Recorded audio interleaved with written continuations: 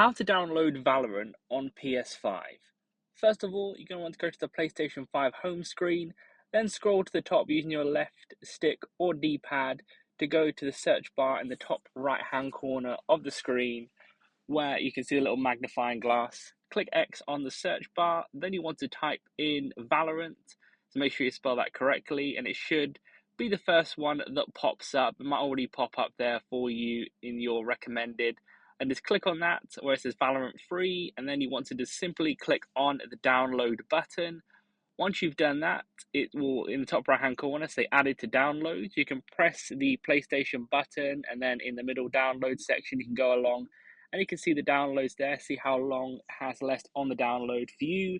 It might take a few minutes, could also take up to an hour depending on how fast your internet connection is. But once it's done, you'll be able to go ahead, open it, and then play Valorant as you wish.